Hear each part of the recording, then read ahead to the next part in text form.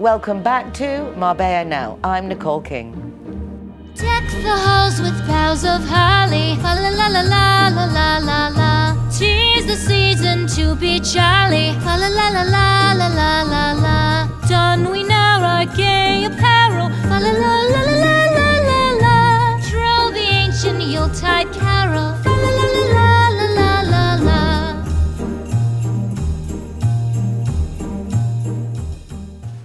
Welcome back to the programme. I hope you all had a wonderful Christmas and didn't eat too much. I know I did, which is why I'm wearing a little bit of a looser dress today, but ready now for New Year. How exciting is that, particularly here in Spain, because as the festivities don't finish to the 6th of January when the Three Kings come, we get an extra special week.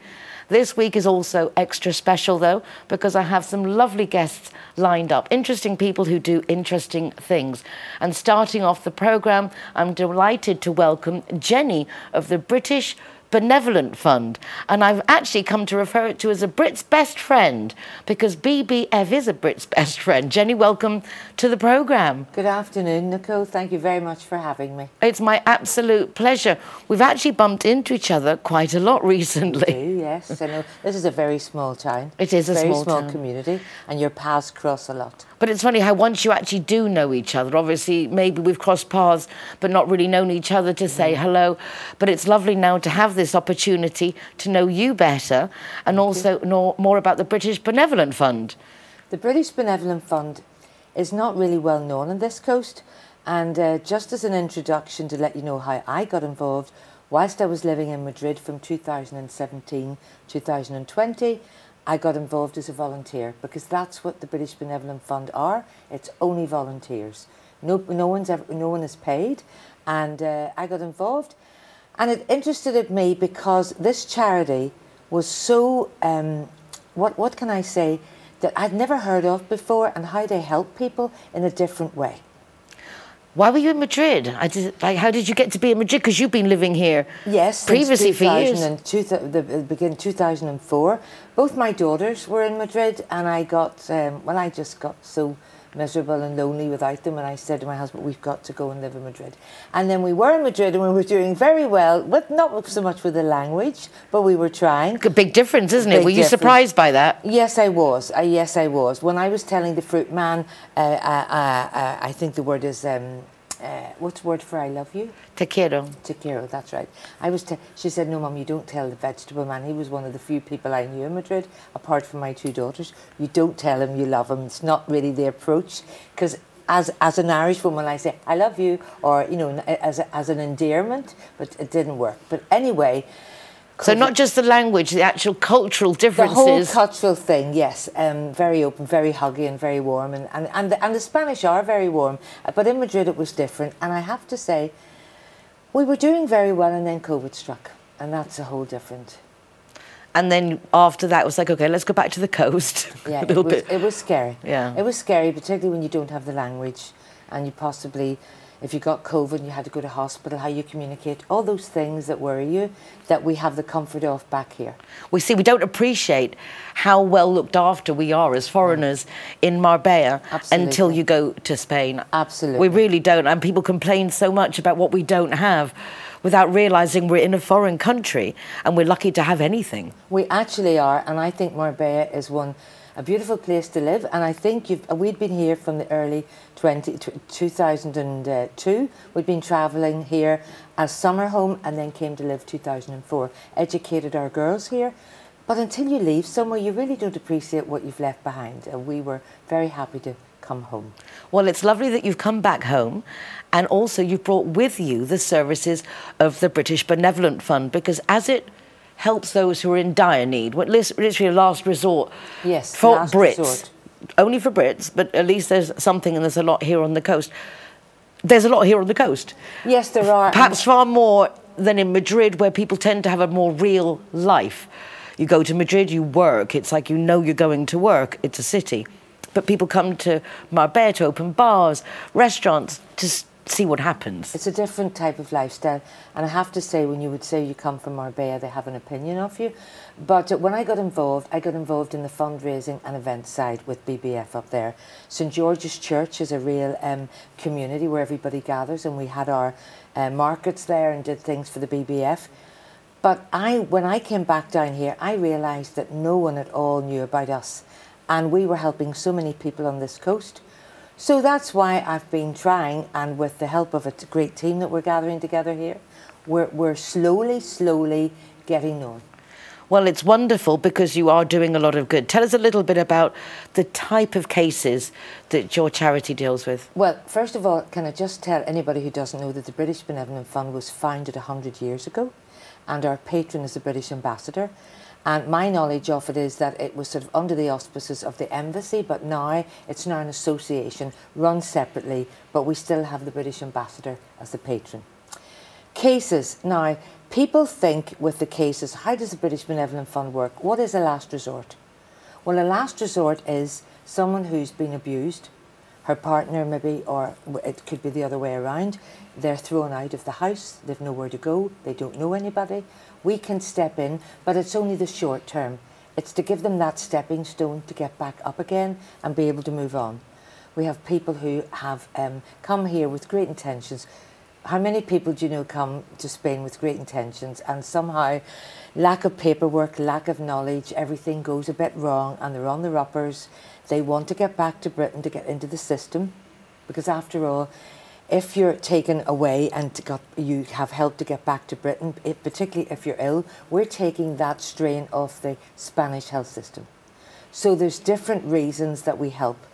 Always not necessarily long term, it's usually short term.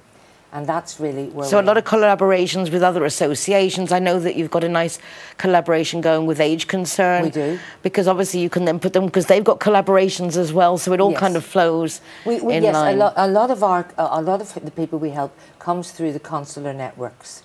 The people in distress will contact the consulate. They then reach out to the BBF. We then work with the other associations, and we had an awareness event last year, the first one we ever did here. And no one, I think, had gathered all the charities together. You were there, and I'm sure you realised just how important it was that we all knew about one another. And here's the newbies on the coast, the BBF, 100 years old, but no one knew about us. So it was a great event, and we made lots of contacts, and we're moving forward with events that we're now having. You've also done some fundraising over the Christmas season by doing collections. Was it at Iceland? Iceland. So tell me about that, because I think afterwards your feet were kind of like wanted to give up on you. Yes, this all started last year when I had an idea about bagpacking, and I approached a very nice man, the manager David in Fuengirola, and it wasn't allowed because of COVID. So then he agreed to me leaving the collection tins, which I did at the end of the checkouts, and got to know most of the checkout girls because I shop a lot in Iceland.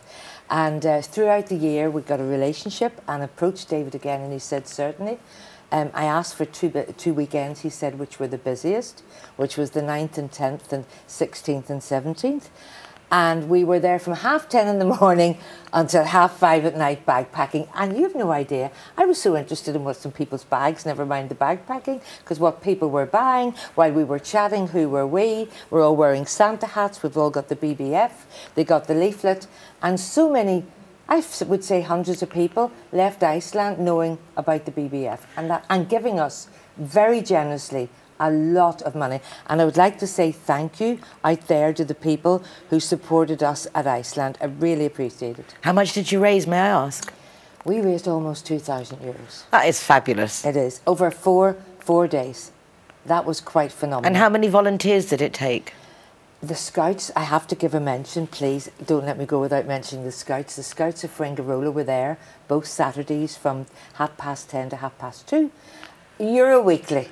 Michelle Eusden and all the people out there in Euro Weekly all came, 15 of them, on the first Saturday, the 10th. Marvellous. It was incredible. We had such fun. Marvellous. It's so nice to see how the community does come together, because there are a lot of charities there are a lot of causes, but at the end of the day, the collaboration of all of them is actually what makes it work. It was phenomenal just to see how people react, particularly with the Scouts, the fun we had with the Euro Weekly people, the checkout girls. Just it was all the Christmas music playing, and everybody was just working together, and certainly you sort of forgot about your sore feet until you got in the car. Did you remember to do your own shopping though before you left? Oh yes, I did. Oh, I was getting plenty of ideas from what people going through. There was one lady came through and I said, oh, that's champagne rhubarb yogurt, and I said, champagne in it? She said no. I said no. She said the rhubarb's called champagne. I didn't know that. I didn't know that either. Anyway, they were gorgeous and I bought some, but that was actually, you meant saying rhubarb, but yeah, rhubarb's very I haven't had that for a long time. A rhubarb tart. Very English. Yeah, it's also an Irish thing. Yes, it certainly is. And then there was another event that I have to say a big thank you to Jeremy at the Serrada de Aguila Golf Club, when we had an event there on the 6th of December. Carol singing a mulled wine. Wonderful. And we raised €800. Also fabulous. So it's been thanks not to me, but to all the people who were working there, everybody. It's all about coming together and helping people like you do, Nicole, because I wouldn't be sitting here today unless you'd brought me on, and I'm getting a chance to make people aware of the British Benevolent Fund. Well, that's what it is all about, is getting to know each other, #better together. And before we finish, your accent is wonderful. I love the Irish accent. It's a very joyous, and the Irish, I believe, are very much like the Andaluces. You're very loving, and although maybe a little bit too loving for Madrid, the perfect amount of loving for Andalusia. Absolutely. It's just the right mixture. Absolutely. Whereabouts in Ireland are you from? I'm from a little place called Hollywood, with one L. It's really Holywood, but we're awfully posh. We say Hollywood, but it's a one street, beautiful little town with one street, not Hollywood of USA, but it's a lovely place to come from. Rory McIlroy country, if you know anything about golf. No, not really. Yes. Well, we're very proud Are of you Rory guys McIlroy. golfers? No, never did. Family of golfers, but I never actually took it up myself. And just before I go, one thing I didn't mention, if anyone would like to know any more about the British Benevolent Fund, you can look us on www.britishbenevolentfund.org. That is marvellous. Just one last question. Is that also registered with the supportinspain.info website of the British government? Yes, it should be. It will be there. It will be there. And that's where, and as I say, I'm also jenny.kaka, K-A-K-A, at the British Benevolent Fund, if anybody would like to contact me directly about any questions I have. But it's been lovely to be here, to be able to speak about it today. Well, my absolute pleasure. Are you going to be here for the new year, or are you going up to Madrid? I'm going actually to a place called Jaén. Oh, you're going to Jaén? How lovely. Olive oil country. Are you meeting the family there? Or I'm meeting my younger daughter's family, boyfriend's family there. No one really speaks English, but we're going to do the Span English, and after a few glasses of vino, everybody speaks the same language. I think the eyes say it all. If you've got a big smile and you've got a lot of hugging going on. Oh, I get myself understood. I don't doubt that. And your time in Madrid has to have helped. Oh, yes. Because it's obligatory to speak some absolutely. Spanish when you're there. I'd just like to say a very happy new year to you, Nicole. Thank you very much, darling. I look forward to seeing you the very beginning of the new year. Hopefully. Thank you so much, Jenny. Thank you. Well, don't go away, because there's more to come in this special end of year Marbella Now.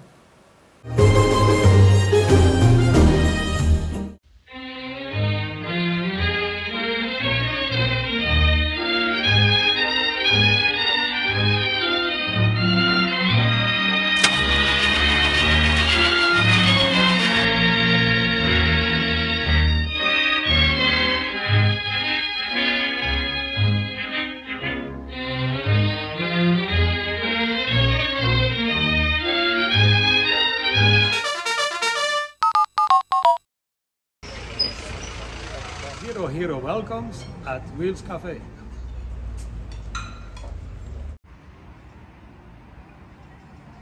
Everyone that comes and wants to join our Zero Hero Association, they will have free non-alcoholic drinks at our venue at any time. Hi guys, Ross here from Hoganstown. Proud to be a member of the Zero Hero campaign, and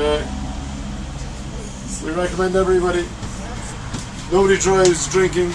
Everybody who drives a car doesn't have any alcohol in their system, and we're proud to sponsor the Zero Hero program.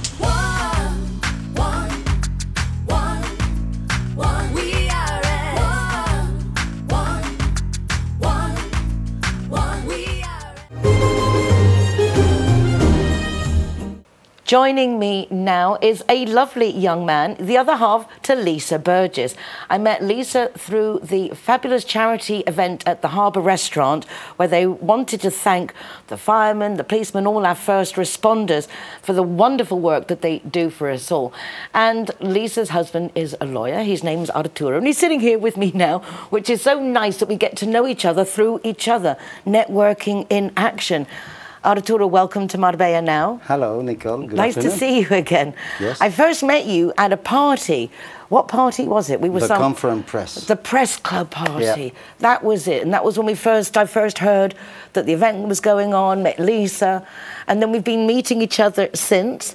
You did really well at the event. Thank you. Speaking and helping everyone out there. It was very I just nice. was the translator. Well, because Mark doesn't speak any Spanish. It's a shame, isn't it? Yes. It is a shame. But he will. He will. Do you think so? You Yes. think you're going to get He's there? He's taking lessons. Okay, that's good. It's nice to know. So lovely to have you on the programme, particularly just to know a bit more about you. I don't tend to ask people things about themselves because I have a terrible immediate memory and I forget, but people think you know, which is why I like to quiz them on the programme, because then I can go back and I can re-watch it so I can remember what they said. I know you're a lawyer, but do you specialise in any type of law? Because you've been on the coast for quite a while. Yes, honestly not. Not because I come from a family of lawyers. And do you remember the old style? A lawyer should know everything. And if he couldn't handle it, then study a lot, and the next day you are ready. So tell us a bit about your history in law. I mean, you say your whole family are lawyers. Yes, it came, my father was a labor lawyer. So when I was 16, he came to me and said, Arturo, I'm going to start the studies again at the university to become a real and a proper lawyer. Would you join me? I said, yes, but what does it mean that we are going together to the university? Oh, what a nightmare. Oh my God, he stole all your moments. Absolutely. Do you imagine the case in a free class going to the bar and sometimes, where are you going? To the bar? It's a free hour. No, you go study into the library. So it was on me all the time. That's a shame, actually, because university is when you kind of find yourself and you get that freedom. But obviously it served you well because you now are a lawyer for quite, 3 decades? Yes, more than 3 decades. And yes, it's true. Perhaps many people had that experience to work with the parents. And the parents are the worst and most strict bosses in the world. So he was on me all the time. After that, when I started working together with another band of mates, it went very well. Yeah, because I mean, but then you get to have that really good foundation. I think so, yes. I think so. But it's normal. In the coast, there are so many different cases you can handle. Not enough cases for one specialization. So if you just do, for instance, criminal, then what about the divorces? What about the debt recoveries? What about the companies? So finally, my generation, we used to study every day, and I still do. So you take a case, if you are interested on, you study it, you focus it, and if you need some help from advisors or experts, you do it. Because the thing in Spain, I mean, like, I know laws change all the time. All the time. But I don't think I've ever known a country that changes as quickly as Spain. Yes, yes. I mean, the laws change weekly. This BOE comes out and it's just like, okay, here we go. To keep up with that is just non-stop work. How does your wife put up with you? Work. I mean, it's a lot of work. Studying all the time. All the time. All the time. So every time we have at the office a new case, I must focus it again. I must study again if there was a change on the law. So many times I'm more studying than working. We had quite a few comments about you not looking like a lawyer, and particularly Spanish lawyers that have always got the slicked back hair and everything. Because I think that, well, first of all, I'm more a barrister than a lawyer. I wanted to be a barrister. So I go to court, court hearings very often, several times per month. So this attitude in court is in contradiction with your personality. So I managed to have two different personalities. So you change your look when you go to court? Yes, I change my look, I change my attitude, I'm more serious. I'm not so open. I take care of my words. And when I'm free in my life, I do what I want, obviously. But it's lovely to see, because it is the same person. It's just accentuating the Two different sides aspects of the same person. of the same person. I wanted to be a barrister. I love acting. I love the theatrics of being in court. Do you have a certain style to your theatrics when you're proclaiming? Like, I love the book, I rest my case. I mean, just like something similar to a movie director, yes. 20 years ago, I was the lawyer of the Association of Audiovisual Producers. So I saw how the producer and the director manages to build the movie, or to build the momentum, the video. Yeah. And I do very similar thing, but I only have one viewer, Mr. the Magistrate. But his setup is to prepare everything, to prepare the evidences, to prepare the witnesses, how to express themselves, pretty much as a director would do. When, and today I saw something about the different dictionaries that one can use in law. In England, you've got the Oxford Dictionary, but we've also got like a Black's Dictionary. There's got a whole different things. Is it like that in Spain as well, that there's all these mixes of terminologies? No. And usually at the university, you handle more than 2,000 new words, and after that you use them fluently. The law, the juridical language is very specific, and the magistrates are very sensitive of speaking properly. I can tell you a funny story about that, but go ahead. You would only understand it in Spanish. In the case, one of the neighbors wanted the other neighbor to cut the tree, and incredibly in the claim, instead of put talar, they put podar. And podar is not the same word. one is to just podar is to cut the clip branches, it, yes. And talar is to cut the it down. tree. So finally, when my opponent tried to change the subject of the thing, well, of course I protested. No, you cannot change the issue. And finally, we lost the case. But we lost the case to cut branches, not to cut the tree. So my client was quite happy. But the word was relevant.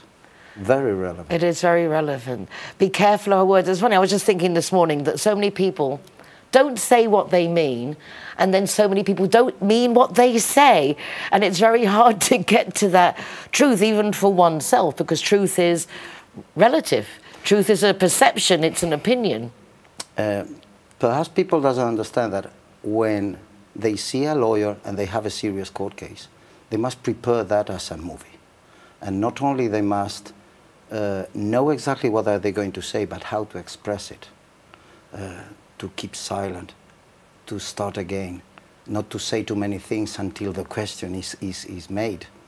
I used to prepare every witness and every client before they appear at court, yes. I would be a lousy witness. I would spill the beans. I wouldn't be able to hold my only mouth. the first time.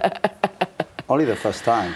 Do you have any like interesting cases local in the Costa del Sol? Is it all just real estate, Many, or are there some really many. like juicy cases? Hundreds of them. Really, we'd be surprised at what goes down in Marbella. No, you know what the problem is.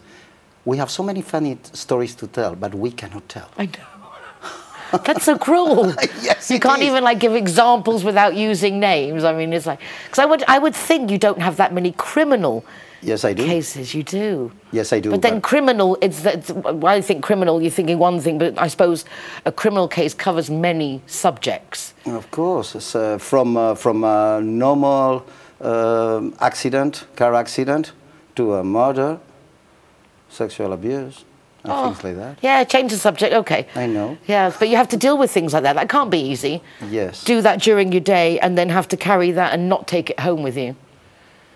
Yes, it was a problem, not anymore.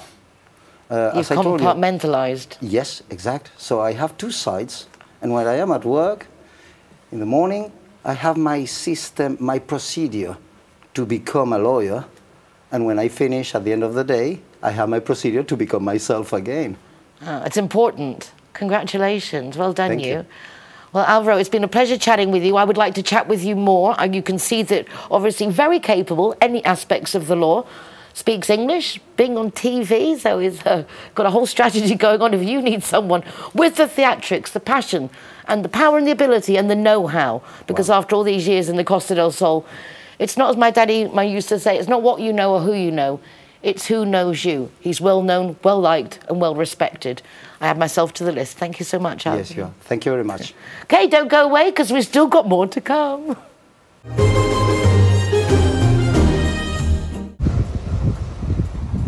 G-Wine is happy to be Zero Hero partner. How cool is that? G-Wine. Thank you. When I'm the designated driver, I think it's only fair that I get to choose a Zero Hero venue that rewards me with free soft drinks. My friends all get to choose and booze, and they feel safe going home with me. Make sure that you get your reward for being the designated driver. Why pay if you don't have to?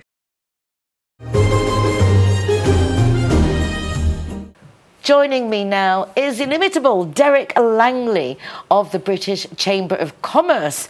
So nice to see you again, Good Derek. afternoon. Happy Hanukkah, happy Christmas, and happy everything. Happy everything. Did you have a nice festive very time? very relaxing this time. So it was a tough year, but we survived, and it was good. Yeah, and the weather's been fantastic here as well. It's been lovely, and it's so nice to see lovely. everyone in such festive moods. I mean, everyone seems ready for the festive season. Yeah, it's but good. like you and me, wanting to just Chill out. I Chill. need to chill. This year I need to chill. Well, it's I been need a to busy chill. year for you. You do a lot of events with the Chamber of Yeah. Commerce, plus the events you need to go to as the Chamber of Commerce. Correct. Yeah. So I've got sort of two hats really. I mean, work-wise, I'm in the technology business recruitment, and I have another company here called Ambient Jobs, which is recruitment. It's been here for many years. So you And do then IT company I do and IT a recruitment, and I do general recruitment, which I've been doing here for 15 years. Wow. So we're well known and well established, and it's very busy at the moment, particularly the IT side. Many companies moving into Malaga and Marbella, so that market's There's a and it's whole continued to be IT good. park going on in Yeah. Malaga, isn't there? In And Malaga, Google's coming with their head Malaga offices Tech and- Park is there's 700 companies there, and it's been there for 30 years. And people are moving into central Malaga, they're moving into Marbella, the pool in Marbella, which is opening, which is a workspace for tech, that's opening shortly. So there's a lot of activity going on in that business. And in the general recruitment business, my company Ambient Jobs, which has been here for many years, that's busy as well. There's a lot going on. And then there's the chamber hat, which is a different one. That takes up 100% of my time. Well, it's funny because you're talking about the yeah, recruitment. Yeah. In England, when I went back to England for a few years between living in Marbella and before going to Madrid, the recruitment offices you see everywhere. Yeah, I mean, they're just yeah, everywhere, but yeah. you don't see them here. No, so how do people even know you exist? Well, people know we exist. I mean, we're the only IT recruiter on the tech park, and Ambient Jobs has been around here for a long time. It's recruitment in Spain was never a high thing, but in the last few years, it's come of age, and it's busy. It's busy at the moment. That's a good sign because yeah, it it's shows good. that there's more real contracts coming, more There's work ethic coming. There's jobs here, there's opportunities here, particularly in tech, but generally there's lots of startup companies here. I think in Malaga they brought in about 58 last year, and there's a lot moving into Marbella as well now. So there's a lot of stuff going on. There's a lot of activity, and the economy's good. And on the chamber side, that's also been a crazy year. Post-pandemic, I think we put on about 74 events across Spain last year, and in Andalusia, I put on more or less one a month. So that's big. I mean, the chamber's got 300 members. They're the biggest Spanish and foreign companies, with 5 offices. Here in Andalusia, we happen to be in Laude School, which is great. They've been a member for many years. In Barcelona, in Madrid, in Bilbao, and the UK. So it's quite an established organisation, and it's a charity, non-for-profit. It's run by a governing council, a Gobierno of 15 elected members, which I'm one. The British ambassador is the honorary president of the chamber. And we work closely with the British Embassy in Madrid, the consuls all across Spain, and the Department for International Trade, and all of these other organisations which form the network that we do business in. So down here we've got about, I think, 70 members. from companies right across the spectrum, from schools to currency exchange to lawyers to doctors to hospitals and to tech companies as well. And you know, we put on an event last week with Euro Weekly News, which has been a member for a long time, which was very successful. It was a delightful event. Yeah, it was a lovely event. And then we're putting together our calendar for the events going on this year in the chamber, but particularly in Andalusia. And there's a couple coming up. We'll have a very big technology event in May, Malaga Tech Park. And then the other thing the chamber does, it presents a barometer of trade and investment between Spain and the UK. Which has been done now for about the last 7 years. And that was delivered in Madrid on December the 1st, and it will be delivered here probably in March. Showed that the UK was the second largest investor in Spain and has been for a number of years now. America may be slightly ahead, but ahead of all of the other European countries. And Spain's the largest, one of the largest investors in the UK.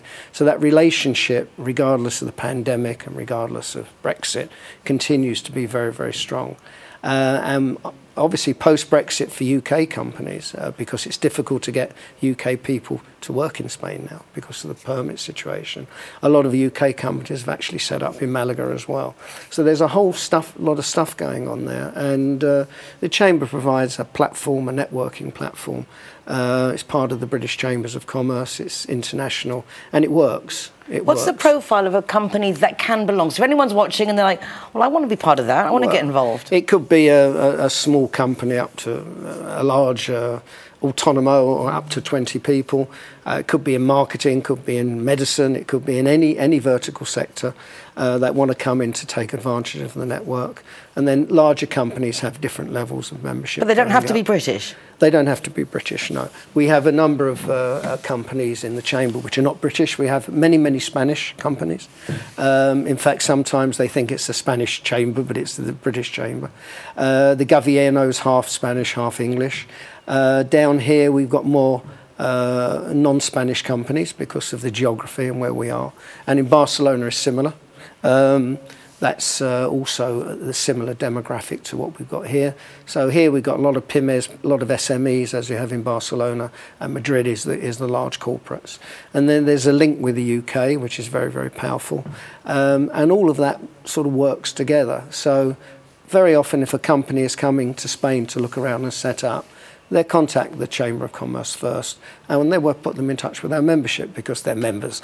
We're not going to put them in touch with somebody we don't know. So there's this strong network there. So it gives you an access to a really big network. Yeah, it gives you an access to a very big network. So we've got companies here that want to export to the UK or wherever. We have that connection. And all of the companies that want to come into Spain, the whole network is there immediately. And it's good because you've got that official connection as well to facilitate all the procedures. We've got the official connection, and we put on a lot of events in Malaga. The Ayuntamiento, the Alcalde, Paco, he's very close to us. Pro Malaga is the Malaga's investment arm, an export arm, which we work very closely with. Palacio de Congreso are a member. And then down the other end of the country, I call it, in Seville, we have Invest in Andalusia, which is also very big. So they're, if you like, the quasi-governmental bodies that are members. And through them, we work to put on a number of corporate events. 2 months ago, I was with Extender in Seville, which is the Andalusia export agency out, which now is working very closely with the Chamber. The Junta, Andalusia, of course, Invest in Andalusia, and all of these agencies work together. And that's where we get our membership from as well, because it's normally done by recommendation. So, you know, the Chambers this year might end up with 350 companies, which is big. So they're the biggest Spanish companies and foreign companies around. And here now we've got some very big companies coming along and moving in, especially on the tech park. But I do like that you also value the smaller companies, that they get the benefit of this larger network. 100%. I mean, the Chamber's got a very powerful marketing machine, powerful website. And if a small company comes and sets up here, they've got access to that immediately. And I liked it. I went to one of the networkings, at the La Sala. Yeah. But that was sponsored by one of the members, so That's they get right, a chance to speak. Correct. So the members, even small members, are able to sponsor events. So it puts their name immediately in front of everybody. And for me, it's a very cost-effective way of getting to your market. So they pay for the refreshments cost or whatever. Refreshment, that's it. There's no other charge.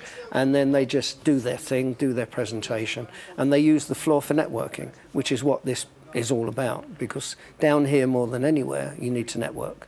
I met some really lovely people there. I mean, I sound surprised, but really lovely people. And for the few times I've left Marbella to Malaga, was to one of your events there. Also, very nice. They're nice. Very nice people. Very professional people. Everything's done correctly. I'm very serious about it, but it works and we enjoy it as well. So that's exactly what we do. So if anyone wants to get some good contacts for 2023, I'm here. Derek Langley. When I'm not playing tennis and my saxophone, you're I'm available. a big tennis player. Yeah, but not a good one, but a big one. Oh, you must be fairly good, because since I've known you, you play regularly. Yeah, I play 4 times a week. Yeah, if I can. Yeah, otherwise. That's very impressive. Oh, you've got the look of like you're someone who's just like at the art gallery or working or going out for dinners. Yeah. But it's nice to looks are not what they are. No, because you always like you say you have that look about it. Let's go and sit down and chat. But it's lovely to know that you're also very active. Yeah, I have to be. I can't. I'm a Sagittarius. I can't do anything. Oh, is that to do with to do with that, you're active folk, the Sagittarians? Always, all my life. So I'm going to have to go back and look up study my horoscopes. I don't know how to respond to that. Okay. Except I'm delighted to welcome you this time to the delighted to come back again. It's really nice to see you. Look forward to seeing you in the future, and Happy New Year to everybody. Yeah, but I'm not going to be able to see you, I don't think, till next year. Next year, it's nearly there. Yeah, see you next year. Okay. Look forward to welcoming you back. And you, God bless. Derek Langley, British Chamber of Commerce. Really lovely to have support of such associations on the Costa del Sol and literally worldwide with the Chamber. Don't go away, because I know we're getting towards the end of the show. We've got a very special treat for the end of the programme.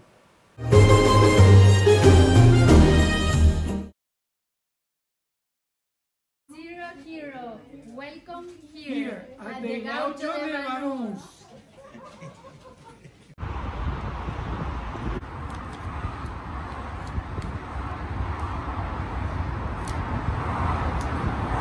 Welcome to Lemongrass, Doña Lola. Thank you very much. Hi guys, Kazatua is proud to welcome the Zero Heroes. So come on in and enjoy free soft drinks for anyone who is the designated driver. Thank you, Nicole. So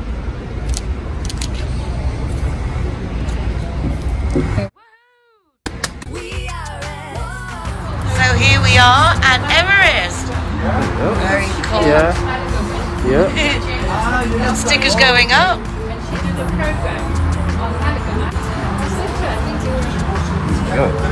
Hi, my name is Govinda. I'm from Everest.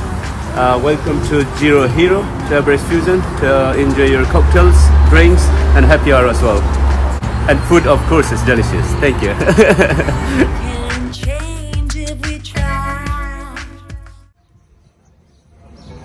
Welcome to Sister Taperia. Perfecto.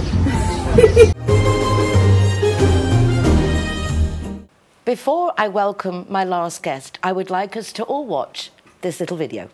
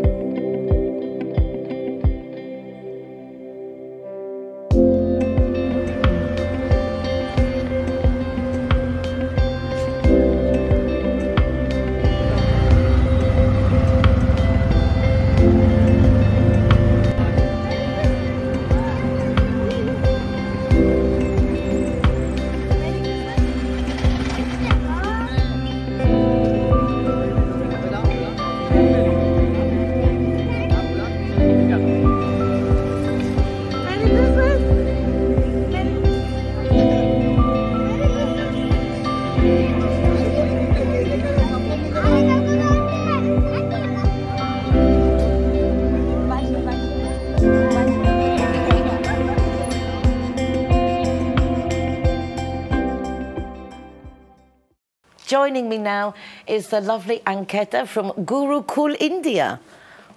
Namaste. Lovely to see you again. I've been watching you on the video of the United Nationalities of Marbella Summit. I've had such amazing feedback from everybody at how cool it was to start the event with meditation. So, high five.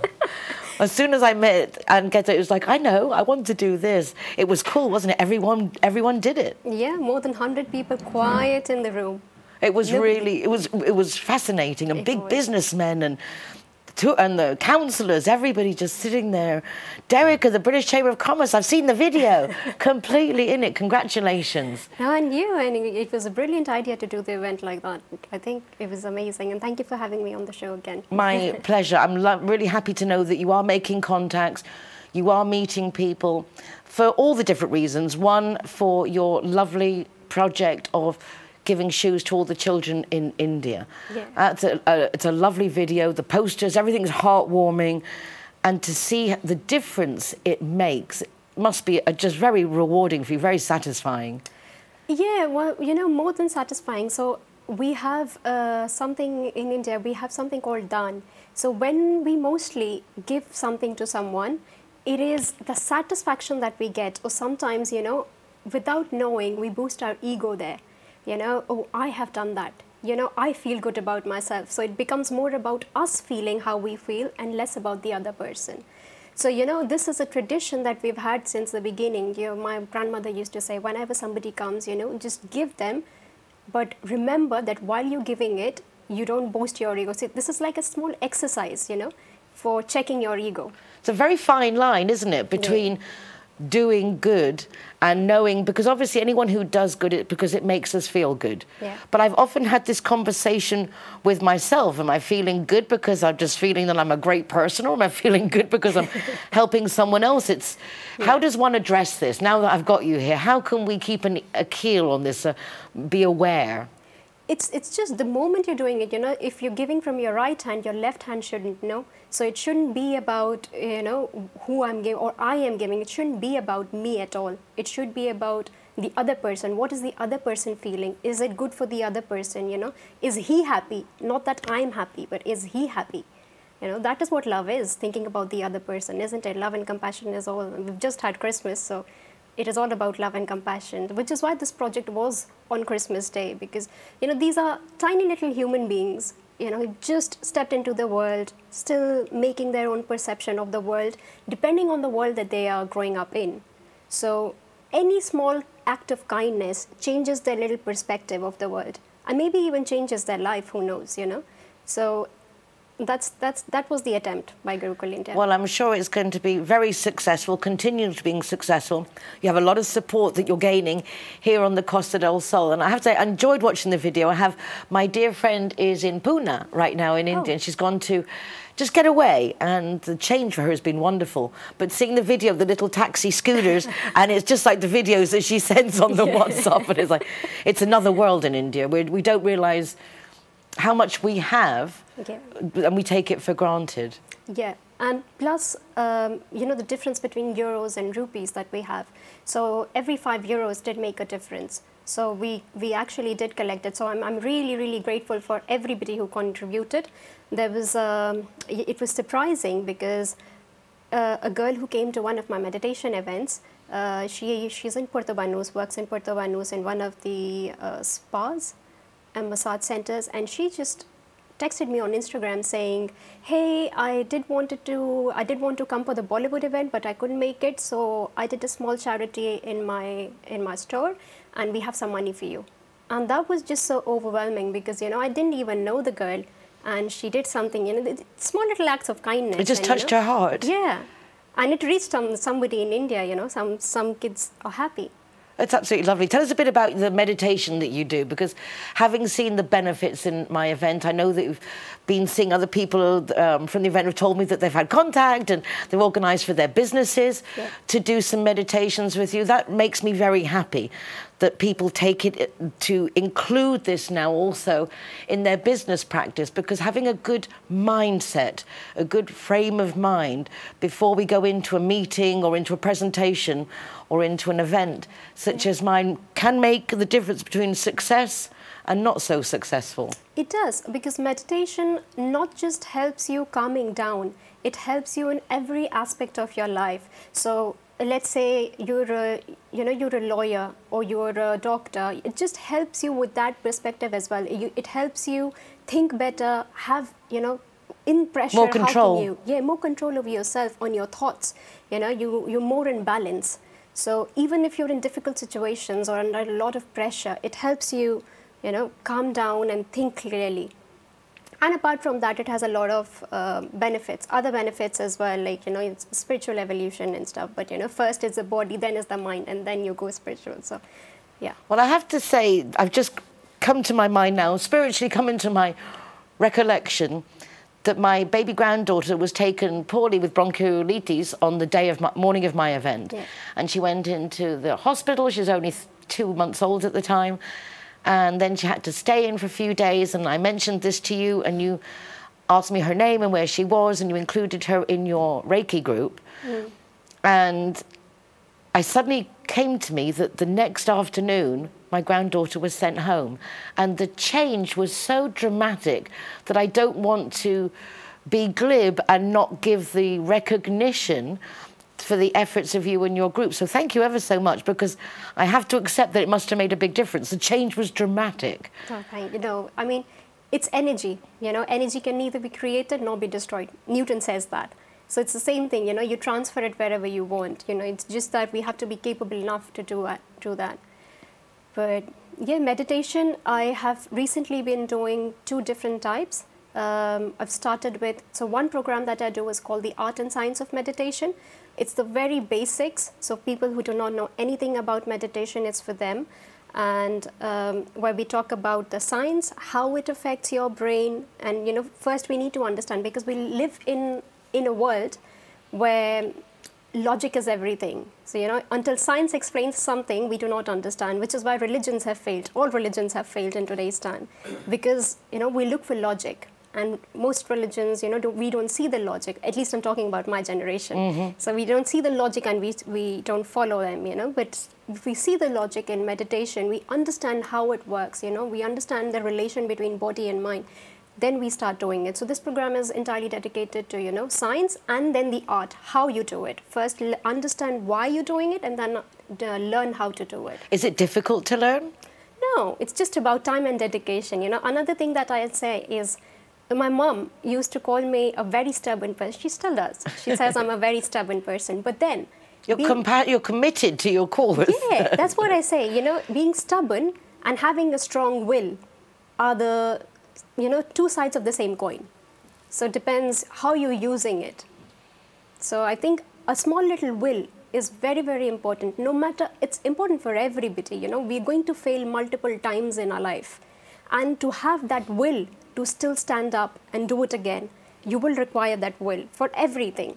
So willpower is something that we also develop through meditation. And it's that consistency, the same with meditating. The more you meditate, the easier it is, I suppose.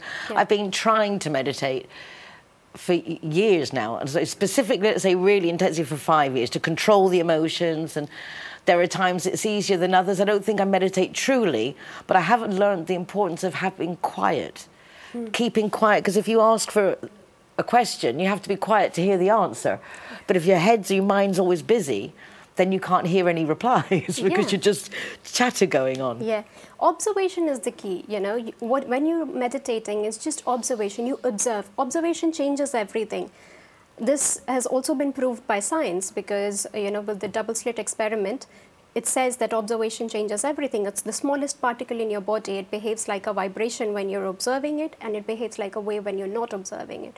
So, when you're observing, the body behaves differently. Even in a class, like I was a teacher, and I used to go to school, these small little kids, 7, 8, 9 years old, they used to make so much noise in the class. I would just, in the beginning, I was shouting at the top of my voice, calm down, keep quiet.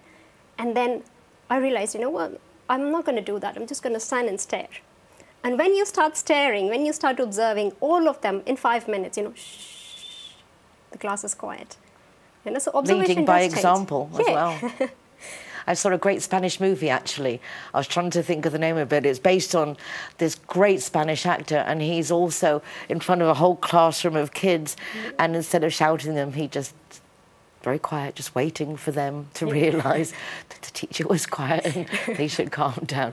Which is funny, because you commented when you were here last time, I was chatting with Jenna Callahan. Yeah. And the two of us were like children on a school playground. I mean, the energy, the bouncing off each other was just like... Both of you go boom. But it's strange, isn't it? Because everything is energy. It is. And I kind of think everybody knows it, but I know I do. When I meet someone, I immediately know from their energy. You just feel them. Yeah. Sometimes it's nice to know, sometimes it's not so nice to know. Sometimes you wish you didn't know. But it is nice to, when you can appreciate the feeling in a room, in an office, in a family, there is a dynamic. Yeah. And to be able to have some kind of control of that dynamic, I think, is very important. It is, yeah. So how do we get involved with your classes and come? Because you said one of them is like learning for beginners, and then you have another course as well. Yeah, that is meditation and mantra. So with sound, you know, how sound is, like everybody knows about Om. We have an entire book dedicated to Om. So explain briefly. The book? Yeah, I mean, I know it's a lot, but Om. So Om has basically 3 sounds in it. So you know, it's the primary sound. We say it's the sound of the universe. So it's like, you know, you have the radio, and if you go on the wrong frequency, you will not listen to it properly. You know, even if it's 97.8, you're supposed to be on 97.8, you go 97.9. There's something wrong, you can't hear it. So, you know, it's just retuning ourselves through mantras. You know, Om is the sound of the universe, is what we believe. And when you chant Om for some time, your vibrations, because your body has an electromagnetic field as well, your vibrations as well, and just the sound is nothing but vibrations in the air. So it just aligns with it. This is what worries me, knowing this, with all the vibrations and the frequencies of the telephones and the 5G and the radio and the television. They're all passing through us, whether we want them to or not. Yeah. We are receiving all these signals. So I would think that consciously trying to align our own frequency must be beneficial, because we're so influenced by everything going around us. Yeah, we never leave the phone. I mean, it's definitely better. I would definitely recommend, you know, if you're going to bed, at least put your phones on Wi-Fi, airplane mode, and, you know, after you wake up, don't touch your phones for some time, you know, just be with yourself, connect with yourself. And then after a couple of hours, you know, get into the world. But first, you're the most important person in your life, so give time to yourself. I don't think people appreciate, actually, the dangers of the phones, and they tell us in the information about an iPhone, for example, it tells you shouldn't have your phone within, I think, like 1.5 meters of your body. It actually says, do not have your phone within 1.5 meters because we can make you sterile. And the list is, but you have to go look for it. But they do tell you. Yeah, they do tell you. And even if you know, most of the time what we're doing is, you know, when we're in bed, doing that, you know, keeping the phone here, and you can feel it if you're receptive, if your body is receptive, you feel it in your heart, in your body, you know, there's something wrong. And then I do all the time, so then I know, okay, too much. I sometimes find my hand goes numb. Yeah. And then I realise that it's because I've been... with the phone all the time, yeah. Okay, well, we're going to have to cut it there because we've already done our minutes. But I do want to know so much about you before we finish this bit, because we're going to come back with Anketa for a minute for some wise words for 2023 after the break. But I do want to finish up this summary. How can we come and do your courses? Where are they? How can we do this? They sound wonderful. So at present, I'm developing them online so that it's accessible from everywhere to everyone. And you can do it at the comfort of your homes. So it will be available soon. Probably by February, it will be available online. So, yeah. It's the way to go nowadays, isn't it? Yeah. And that way you can reach everyone. Yeah. And how can we help you in the meanwhile with your charity for Tiny Feet and with all the other wonderful things that you're doing? The shoes for Tiny Feet, I think we'll do it all around the year. So anybody, whenever they want to donate, they can just go on the website and donate. It'll be available. The link will be available there to donate. And at the end of the year, whatever we've collected, we'll give it out to the children there. So for another special Christmas? Yeah, Christmas, Diwali, anything, whenever we can. Whenever there's enough, we'll give it out. It's really nice also because you've got family at the other end to receive everything and carry on. So it's a family collaboration. Yeah. So everybody knows that everything gets to where it's meant to go. Yeah. Which is nice. Yeah. So there's not all these big organisations in the middle. It's just... No. It was my brother and his friends who executed the entire thing. Fabulous. Really lovely. But as I say, don't go away because it is a special show. We are coming to the end of the year and I thought it would be nice that having Anketa here, that she could give us a few tips of how to embrace 2023 and not let us get overwhelmed and just keep... The word I chose for this last year was joyous. Costa Women has this diary that says, choose a word. And I chose joyous. And I looked the other day, it's like, oh my God, I've actually had a joyous year. I think I'm going to keep that word for the next year. It seemed to have served me well. But I'm sure that Anketa will have a few tips as well. So don't go away. Back in just a moment.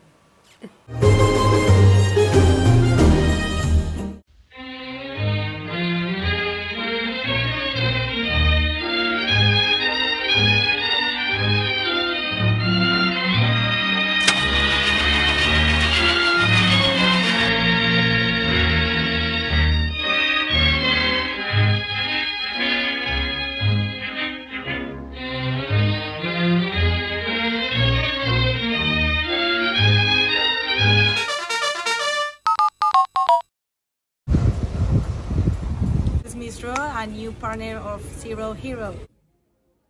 Alright guys, so I'm the designated driver tonight, so I'm going to choose the Zero Hero place. So all of my soft drinks are for free.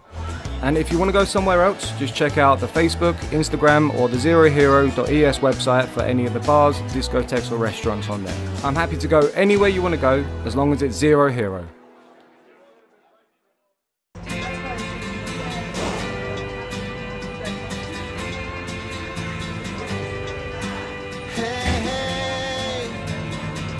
It's a brand new day. Zero Hero, welcome to the Secret Garden. We welcome you. It's a brand new... And here we are again, and I'm going to pass the floor to Anketa of Gurukul, India. Well, for 2023, like everybody, we have our ups and downs in life, but I think we should enter the year with a positive approach. And I think no matter what happens in life, we can either look at the glass half full or the glass half empty. So try and look at every situation that you come across with the glass half full. Whatever you don't have to focus on that. But there's something that is very, very, that we've learned from our childhood in India is do your karma, like do what you're supposed to do your actions, but never wait for the results. Because what the results will be, you do not have to worry about them, and even if it's good or bad, you don't even have to think about it. You will not, you don't have to think about the result, even if it's bad. You just keep going with a positive thought, keep going, doing good, keep doing, just keep doing, and one day it will bear its fruit. Just like a seed, but if we want a plant, we sow a seed, and when we sow a seed, it might take sometimes a month before the plant you can actually see the plant growing on the outside. But on the inside, the roots are still growing, even if we can't see it. So that is what I would like to say. Whatever we do, whatever you do, and please, please, please give yourself priority. Your body, your mind, it's the only thing that you've got. Our body is the only thing that we brought into this world when we entered, and it is the thing that we will leave. We will not even take this along with us. So it is like a vehicle. So if you're going on a trip and your car isn't right, the journey will not be pleasant. So it's the same thing. If you're on this journey called life, and if your body isn't well, then you will not have a pleasant journey.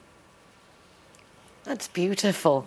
So take care of yourselves, be nice to each other if you can, And do remember that we are important. Each one of us is important. I don't know why we feel ashamed to do things for ourselves, like we're being selfish. But it's important that we do think of self first. And going back to my word of last year, joyous, I have worked hard for 41 years. And last year, instead of working hard, I decided to work happy. And I put joy first, and I've made everything joyous. And when I could feel I was sinking for anything, I'd put music on anything to bring my frequency, my energy up. And I think I've had the most amazing year, unexpectedly, a big change from where I was this time last year, including new grandchildren, new daughters-in-law, all been lovely, in a new home, exactly where I wanted to be. And I nearly gave up, and then I was like, no, I'm Nicole King, I can get this, I can do this. So please, believe in yourselves, follow your intuition, follow your heart, move away from anything that doesn't feel right, people that don't feel good, that make you feel less about yourself. You are amazing. You shine brightly, and you deserve to shine brightly. Let everyone see your light, and I look forward to seeing that light in 2023. Take care of yourselves. Muchísimas gracias. Feliz Año Nuevo. Happy New Year. Troll the ancient Yuletide carol.